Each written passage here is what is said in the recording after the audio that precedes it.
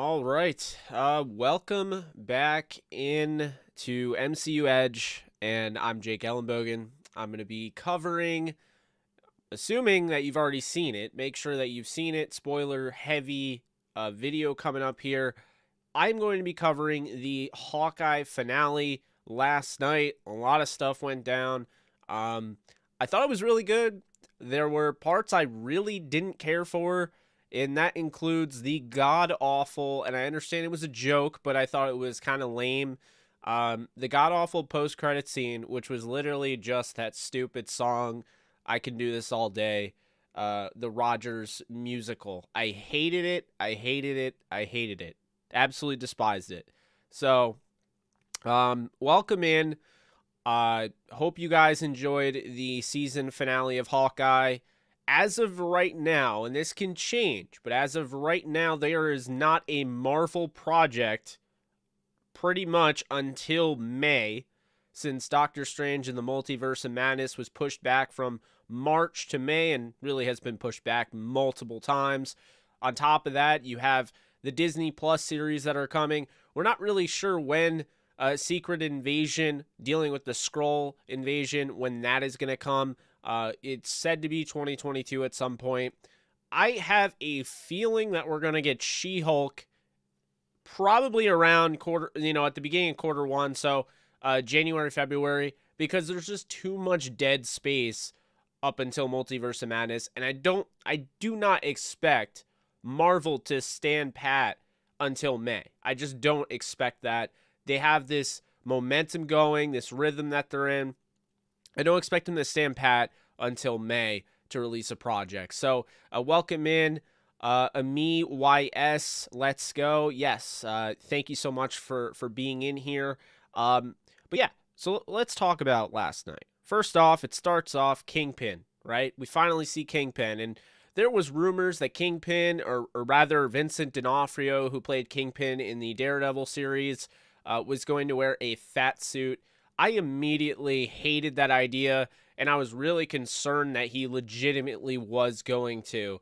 However, that was not the case. It was just straight up Vincent D'Onofrio as Kingpin. Loved his character throughout Daredevil. Thought they represented it well in the Marvel instance, the MCU.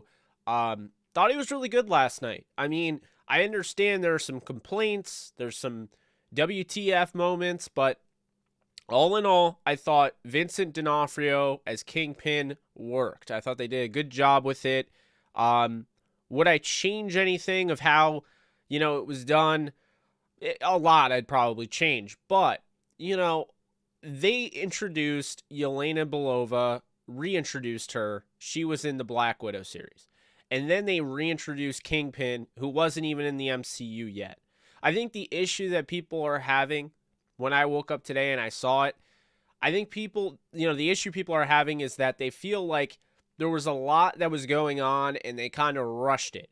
And I do feel like, to an extent, that this series, so to speak, the Hawkeye series, this series and other Disney Plus series have somewhat faltered in the big moment. They could be a lot better as far as the finale, but I think because they have kind of put, this pre-existing condition in there where it has to be a 6-episode season and it has to be under an hour, I think it's left things somewhat unsettling. I think that's the best way I could put it, is that I feel like they've kind of rushed it in a sense.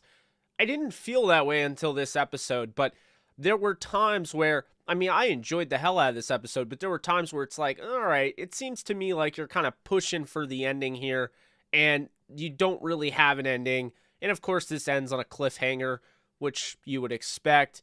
Kate Bishop was phenomenal. Haley Steinfeld did a great job. A lot of people giving crap about Jeremy Renner. I thought his character, Hawkeye, I enjoyed him. I thought Clint Barton was great, but I don't know. Some people don't like him. Whatever. Yelena, every time she was on the screen, stole the show. Florence Pugh, we kind of expected that. They teased that at the end of Black Widow.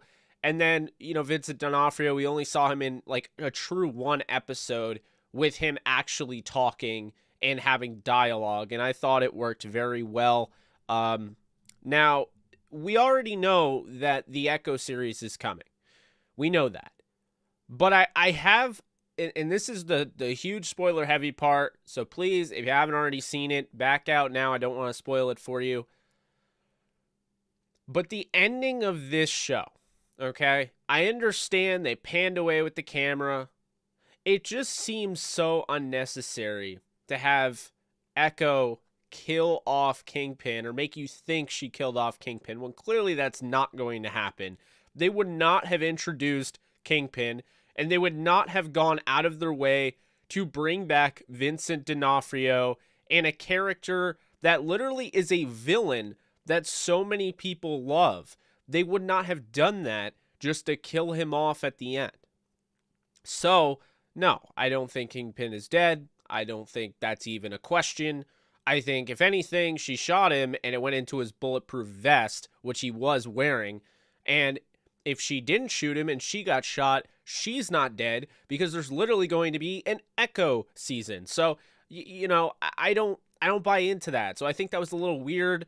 I do like that, you saw, the whole Mockingbird, the ending of the show. You saw that kind of, okay, so Clint's wife was Mockingbird after all. She had a secret life, all of that. She was an agent. Like, I like that they threw that little Easter egg in there. I doubt we'll ever see her in that role, but who knows? It's going to be interesting with his daughter. I believe her name is Delilah, because she's played by Russo's daughter. And I would imagine at some point or another, similar to Cassie Lang in the Ant-Man series, that she is going to get recast, because there's 3 Hawkeye characters in the comics. There's Clint Barton, there's Kate Bishop, and then Clint Barton's daughter. So there's a good chance that could be a recast down the pipeline. But, I mean, hey, this show I thought was really good. I enjoyed it. It was the weakest of the live action, I thought. I think there were times where I felt like, okay, this is somewhat better than Falcon Winter Soldier, but it just wasn't as, like, the fighting scenes weren't as impactful, I think. And Falcon Winter Soldier, don't, definitely don't, dumb that thing down, because introducing John Walker and, Emily Van Camp, reintroducing her, obviously, as Sharon Carter, I think that there was more to that, that set up something big, potentially the Dark Avengers, the Thunderbolts, whatever, getting to see, Madam Hydra, that was huge. So there's a lot, that's going to come from that, I think. But, all in all, I thought this TV show was done well. Obviously just the usual nitpicking, but I think the finale, as exciting as it was and as impactful as it was, there were moments where I was like, all right, this is ridiculous, especially when, don't get me wrong, murder's bad. You shouldn't murder anybody. But it seemed a little ridiculous that Kate called the cops on her mom to have her arrested. And, Clint Barton's killed so many people, as, Florence Pugh's character, Yelena Belova points out. So it's kind of like, all right, it's okay for him, but your mom, that whole thing. I don't know. It just felt kind of weird. The tracksuits were kind of lame as far as, true, characters, but they're supposed to be that. They're not, to be taken seriously. What I would hope for, and I was really hoping we'd see, a Spider-Man or Daredevil cameo, and I kind of felt like when Hawkeye was sitting there in the tree, I felt like Spider-Man could have come and, rescued him, but I don't know. Maybe that would have been a little tacky. But I definitely would have wanted to see Daredevil, and I think the biggest issue people have with this episode is that it was all about the idea of attaching Daredevil to the MCU. And I'm not going to get into any spoilers outside of this show, because eventually I will cover the newest Spider-Man movie, which is my favorite, and I cannot wait to cover it, but I'm not going to do it on this in case anybody hasn't seen it. What I am going to say is that people went into this show expecting a connection to the Daredevil series, potentially, you know, building up the old Netflix series, attaching it to the MCU. And we never got confirmation that that Kingpin that we saw, played by Vincent D'Onofrio, was the same Kingpin from the Daredevil series. And if you guys finished the Daredevil series, you would know Kingpin was pretty bloodied the last time we saw him and basically decided to go to prison to save, Vanessa, who was his wife, and not put her into it, because Vanessa could have been totally put in prison due to being an accomplice of all of his scheming. So that was the stipulation. Daredevil said basically, you go to prison, you leave Foggy Nelson and Karen Page alone, and Vanessa can, be free. But if you don't, Vanessa's not going to be free. She's going to be locked in a cage just like you the rest of your life. That was what he said. And so that's when we last saw Kingpin. He did not die at the end of Daredevil, okay? He went to prison. So the problem with this whole thing is we never saw him escape prison. We saw him pretty much orchestrate everything. We saw how powerful he was from a prison cell. But we never saw him escape from a prison at the end of season 3, because that's how it ended. There was never a season 4. Now, there's a rumor that Echo is basically going to be Daredevil season 4. That's a rumor. And there's also pretty big hints that Karen Page, the actress who plays Karen Page, she put in her basically her bio of her Twitter, not her bio, but her like cover page, and you can see it. It's like pointing to like a Daredevil. She changed it. It was the Daredevil comic where he's wearing the yellow costume, which has actually been, I don't know if I can say confirmed, but it's been leaked that Daredevil would be wearing that costume in this series. Now, that was, I think, the biggest thing fans had. They really wanted to see that connection, and we never got confirmation whether or not Kingpin in this MCU is the Kingpin from Daredevil, which would connect Daredevil to this MCU. Because I don't think, despite the fact people want Charlie Cox back as Daredevil and all of those characters, I can't confirm for a fact that people would be okay with a soft reboot. I think they really love those characters, and I think they should bring them back. I think that they should find a way to tie it in. Now, I understand what that does, because if you're making that the case and you're making that canon, then, if you ever want to explore the Hand in any future MCU events, you can't. If you ever want to explore Elektra, you've already done that. You really can't. So I get the sense that they might want to soft reboot it just because, there are things that they would want to do or potentially would want the chance to do that would already be ruled out for them, unless, there'd be a major retcon. So that was a little disappointing to not see that connected at all, with the Hawkeye series. But, I think we should know better, as far as like crazy, last second cameos. We knew that Doctor Strange was going to be in WandaVision, and because of COVID, he never was able to be in it. Benedict Cumberbatch, his scene was never able to be in it. And we knew that other characters were going to have bigger roles. But the fact is, and Feige has done a good job of kind of explaining this, when you look at, WandaVision was all about the origin story of Scarlet Witch. And if you look at Falcon Winter Soldier, I went crazy with like my theories about how we could see Silver Sable and, all sorts of like X-Men, maybe even Wolverine.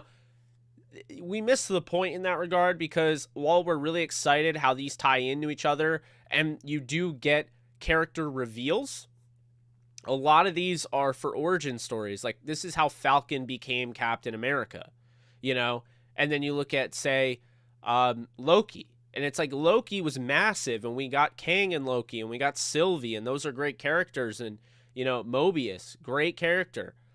But, we weren't going to get WandaVision mixed in. We weren't going to get a Doctor Strange and Multiverse of Madness thrown into Loki. we weren't going to get many cameos or any, because the fact is they really want to keep those on the straight and narrow. They want to be able to expand on origin stories and build it up. And so I understand that. So maybe I was a little quick to assume that Daredevil would be in it, but the signs were pointing to Daredevil showing up at the end.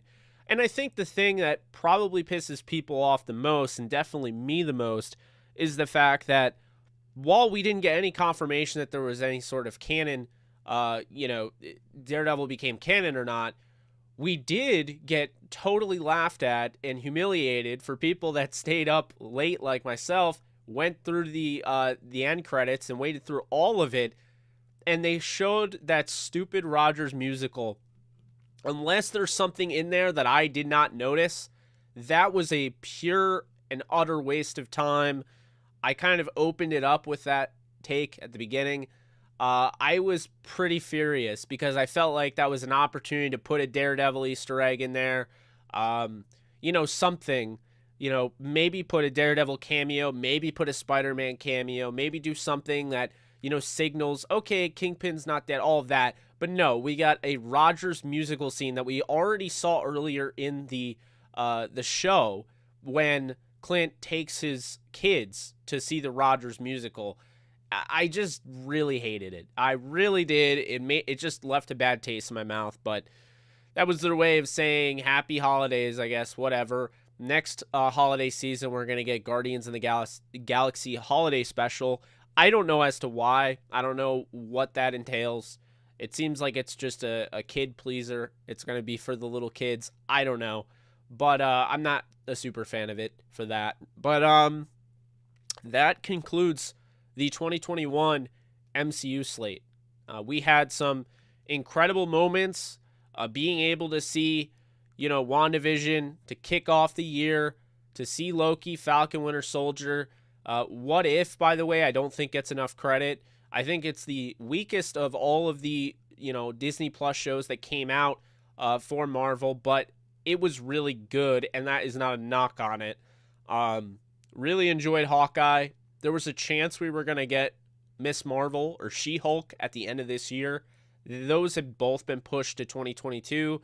I'm going to make a prediction here that we get She-Hulk in either January or February, and we'll get Miss Marvel in the summer, probably around June, July-ish. I don't know if they'd want to overlap Thor 4, but, they could. They did that with Hawkeye and Spider-Man, so it's not out of the realm of possibility. And then on top of that, Moon Knight, Mark Spector as the main character, being played by Oscar Isaac. I think that is going to be a phenomenal show. Cannot wait for that. And then Secret Invasion, which, I'm not really sure where that's going to go. And I also forgot about one here, Armor Wars, and actually another one, Ironheart.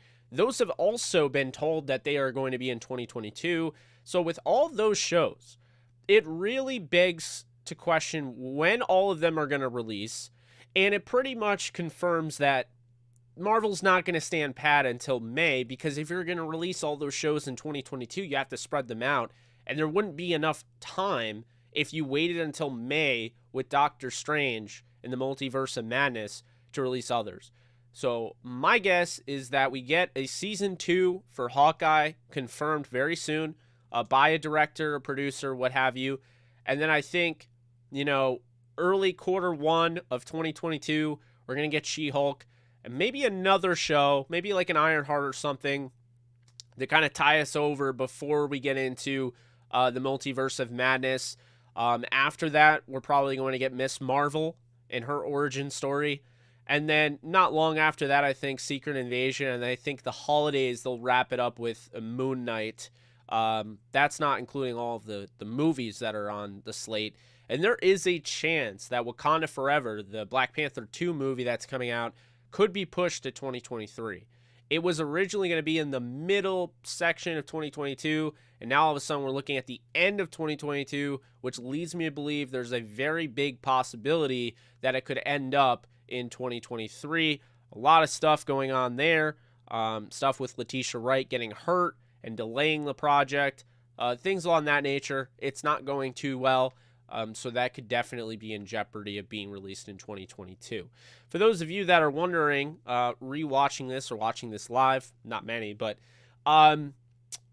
with Morbius, I can't say for sure if Morbius is considered an MCU character. I don't know what universe Morbius is in. That's about as simple as I can make that. Personally, I don't love the Morbius character. I think he's all right. I think the movie will be solid, but I'm not, like, dying to see it. It'll be the next Marvel project, not the next MCU project in all likelihood, so I'll definitely see it, but you know, I won't be surprised if it's one of my least favorites. I also won't be surprised if it's great. I mean, you know, I won't. But I also like the Venom movies, and a lot of people didn't like them. But, yeah. So, yeah, Hawkeye, that's a wrap. You know, hope you guys enjoyed the Hawkeye series like I did. Definitely, you know, kept me on the edge of my seat. Was really excited for, you know, the potential of, you know, Kingpin. I think we all got that teased early on with the cufflinks and the, you know, the laugh and calling him uncle and the big guy and the fat man and just different, like, Easter eggs that I picked up on. Now, I'm sure you did it along the way. But that is it for Hawkeye. So now we move on to the next part of Phase 4, which, as of right now, it's Multiverse of Madness. I'm not buying. I think we're going to see She-Hulk. I think it matches up pretty well. Echo will be 2023, 2024, around that. So they're not going to wait that long. She-Hulk, we're going to see Daredevil and potentially Jessica Jones, which have been rumored for a while. I believe Daredevil's confirmed. Jessica Jones has been rumored longer than Daredevil has been confirmed. So we will see about that. That could be a very intriguing show. You know, and obviously with a character like She-Hulk that's not considered, you know, A1 character, character like Kate Bishop, you know, there are fans that really like them, but they're not A1, A-list type of characters. So to have a Kingpin in there, you know, really does push the envelope for people to go and watch it. Just like in She-Hulk, not everybody's a huge She-Hulk fan. So to have Bruce Banner in there, that's going to help. But to add a Jessica Jones or a Daredevil, that's really going to help. That's the right approach, I think. I agree with it. So, you know, we'll see how it goes. But that is my spoiler review of Hawkeye. I hope you guys enjoyed. And we're going to be talking about Spider-Man relatively soon. So take care, and you guys have a great rest of your week. Later.